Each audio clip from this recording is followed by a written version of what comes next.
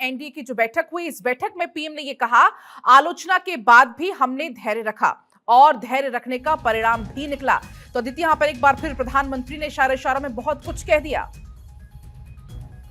पहले चर्चा कर रहे थे कि प्रधानमंत्री क्या कुछ कहेंगे और अब इसका रेफरेंस ये है कि जब ट्रंप ने टैरिफ लगाया तो जाहिर तौर पे विपक्ष ने आलोचना की, लगातार आलोचना हुई, प्रधानमंत्री मोदी चुप रहे।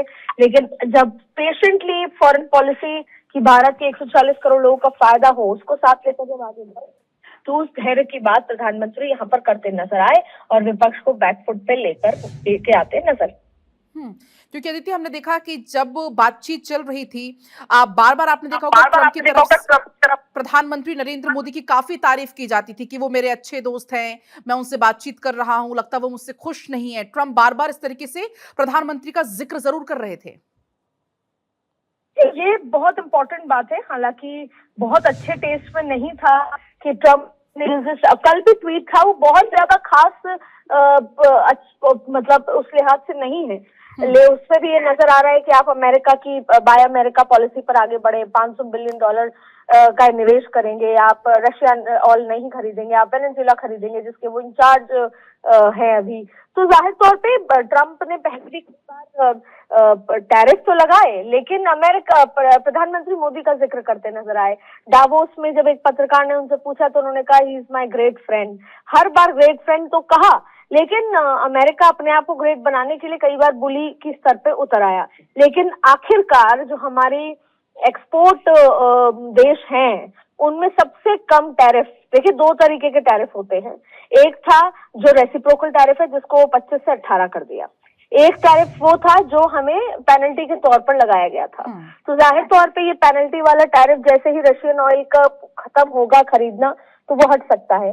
इसी के संदर्भ में देखिए फॉरेन पॉलिसी है, कई बार आप बिना कहे बहुत कुछ कह देते हैं। ट्रंप की आदत है कहकर ही समझाते हैं।